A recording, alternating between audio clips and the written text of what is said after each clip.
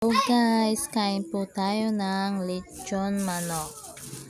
Mula muna diet na guys. Ayan no, sarap. Ayan ang sauce namin. Kain tayo guys. Spicy. Hello guys, nagluto pala ako ng sinampalukang manok guys. Ayan guys, so native na manok. Guys, ang sarap niyan guys. Sabaw pa lang. Ay Diyos ko, sarap-sarap. Guys, ayan o. Guys, so yan ang aming ulam ngayon guys. Sinampalukang manok.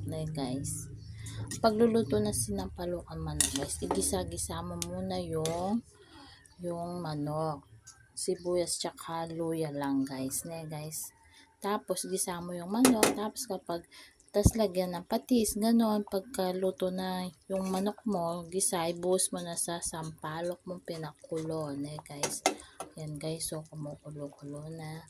Tapos hintayin mo lumambot yung manok na native guys, kasi yung native na manok medyo matigas guys, kaya yan, tagal-tagal ko pinakulo guys. Hello guys, kain po tayo ng kalderetang kambing. Thank you po sa nagbigay. Wala muna diet.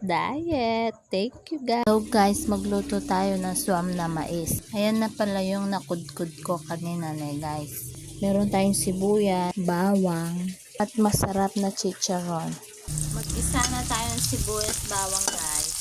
Madaling lutuan lang itong suam na mais. Ilagay na natin yung suam na mais guys. Guys, lagyan na natin ang tubig. Ayan. Lagay ko na yung chicharon guys. Guys, lagay na natin yung chicharon. Ayan guys, kumukulo-kulo na, ilalagay na natin yung malunggay. Guys, haluin natin ng mabuti para lalong masarap. Nilagyan ko na pala ng asin yan guys. Ayan guys, ang lapot-lapot to, ang sarap.